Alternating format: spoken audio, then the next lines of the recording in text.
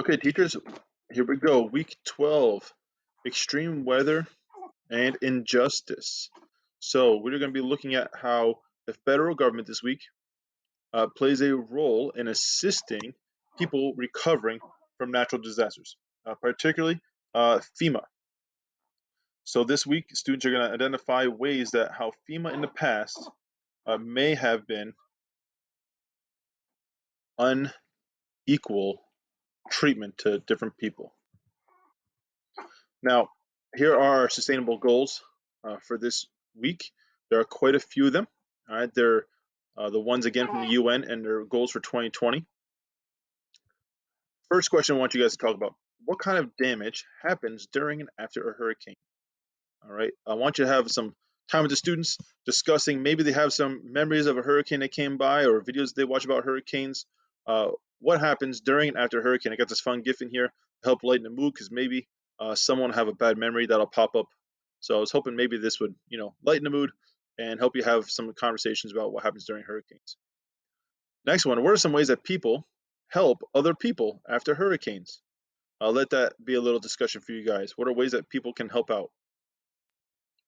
Here at ESUMS, after Hurricane Maria went through Puerto Rico and did a really devastating blow a few years ago, students, led by Miss Johnson, put together a team to collect supplies that were then shipped down to Puerto Rico to help out. So it is very possible for students, even of a young age, to do help around the world and do good. Now, our primary discussion this week is going to be around FEMA. What is FEMA? How does it work? What's its role? Okay, there's a video here that is about 5 or 6 minutes long and explains basically an overview of what is FEMA and how it works. On the side over here, we have some bullet points going over what is said in the video. You don't have to read it if you don't want to, but it's there if you want to talk about them, okay? Now we're going to do is a case study on Katrina. All right, in 2005 when Hurricane Katrina hit New Orleans, we're going to do a little case study about how FEMA helped and didn't help in some situations. So for the next 3 slides, all right, because we have some information about Hurricane Katrina that we want to share with you, we just want you to read them out, okay? So just read the slides, maybe talk about it if you want, but at least just read through these slides, okay?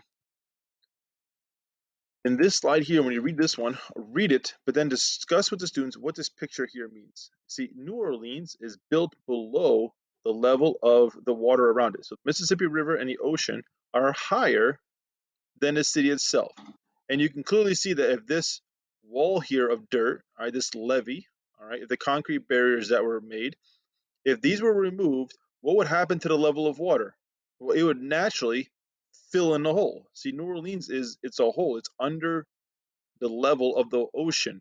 So naturally, if you got rid of these barriers, the water is going to flow into the city. And that's what happened.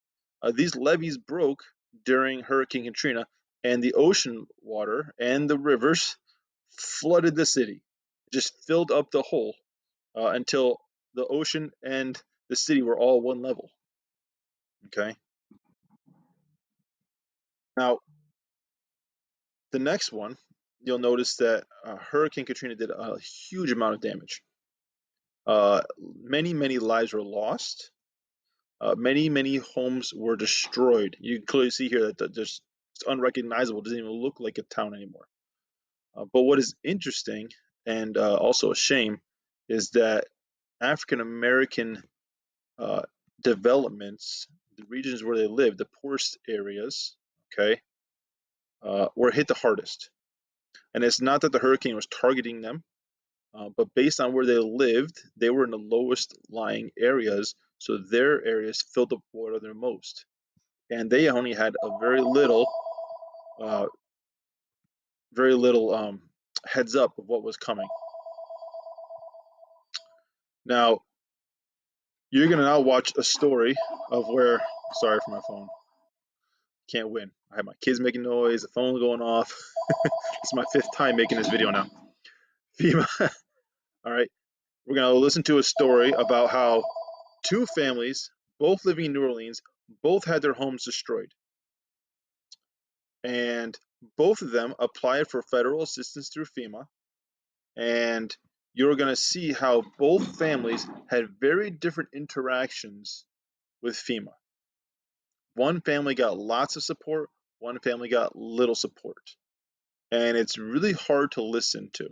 So it's actually an NPR, all right, podcast. It's 12 minutes long. There's no video, it's just audio. All right, there is a link to the article, all right, that has text and pictures to go along with it if you want to go there. But you need to at least go to listen to uh, this audio. All right, click on a link. All right, the audio pop up top. You'll listen to a little commercial, and then it'll play. It's 12 minutes long. It's a well put together story. Okay, it should keep their attention for 12 minutes.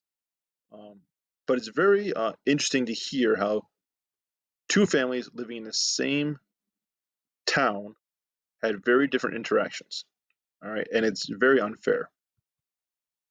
After listening to the NPR podcast, okay, I want you to talk with the students about how they feel.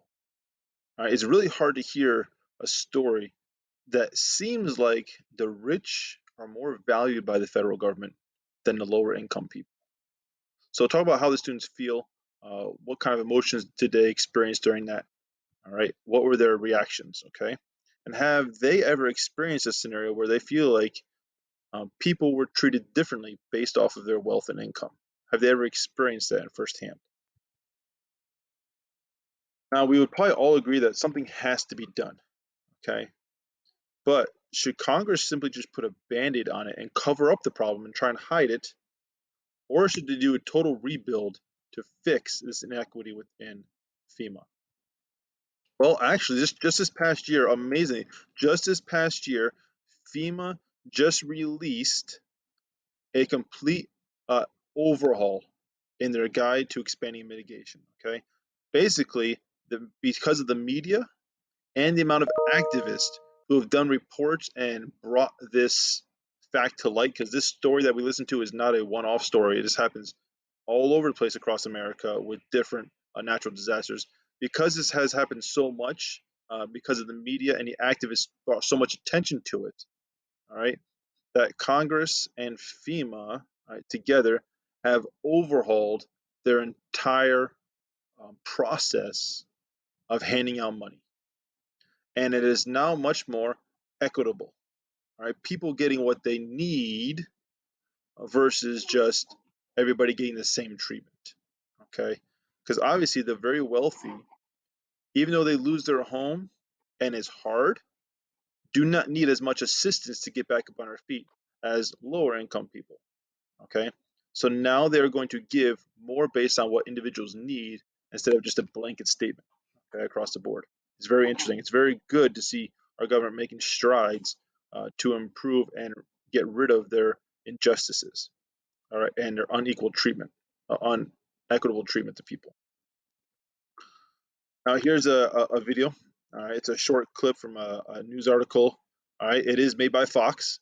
All right, but it shows the other end of the spectrum how sometimes we rely too heavily on the federal government to take care of our needs. All right, and it actually goes into explaining the source, like what was the original view of FEMA, like what was the goal for FEMA at the beginning, and what it's turned into now. Okay, so just know that. But we do want the students to see both sides of the story, okay, and to be able to talk competently about topics so they can see a variety of aspects around the same topic, okay? So this week's challenge is this. After watching the Fox report and after watching the videos about FEMA, now we understand what it does. I want you to ask this question to your students. Should the U.S. government, should they or should they not help people, all right, who have suffered loss from the same event multiple times? Now, we would all agree that if a major event happens, a catastrophe happens, yes, step in, let's help, let's support them, let's take care of their needs as much as possible. But there are some people who have experienced the same event multiple times and they've been helped multiple times. Should we continue to help them? Such as, all right, let's think about Paradise, okay? In California, Paradise, the town, all right, uh, underwent 13 large wildfire events since 1999. I read a story where one family had their house burned down 3 times. I don't know about you, but me, if my town that I lived in was very susceptible to wildfires and I had already had my home burned down 2 times, might be a strong indication it's time to move. Okay. Likewise, if you live in Florida, it should not be a surprise to you when a hurricane comes. If your home gets destroyed by a hurricane, that should not be a surprise to you because you live in an area where hurricanes happen very frequently. Um, here is an example here in Connecticut alone. In 2011 and 2012, two major hurricanes came to Connecticut and devastated large portions of the shoreline. People lost their homes 2 years in a row. Should the federal government be responsible to fix people's homes back to back to back, knowing that it's a very high risk area, you're choosing to live there? Should we bail you out every time? It's just a discussion that I want you to have because this is not new. Okay. This happens. New Orleans, I mean, if you live on the Gulf Coast there, you should know that hurricanes are going to happen. If you live in New Orleans, you know that you live below water level, you should expect it to flood. That that's just nature. Bad things happen. We don't want them to happen and we don't like it to happen, but it's almost inevitable, right? We can build bigger walls, we can build stronger houses, but nature does its thing. And I'm not saying we shouldn't help people. We definitely should. But should we continually help people over and over and over again when the same event happens? Or should they consider moving? Just a discussion question that we want you to have. So before you send the kids away, have that discussion with them so that when they go to answer this question as their challenge for the week in Google Classroom, they'll have some ideas of what to share based on what they've talked about with you. Okay, so we want you to guide a conversation about that, have the students chat it out, okay, and then they can go ahead and respond to that in Google Classroom. I hope you have a great and wonderful week, everybody. All right, thank you again. We appreciate your support.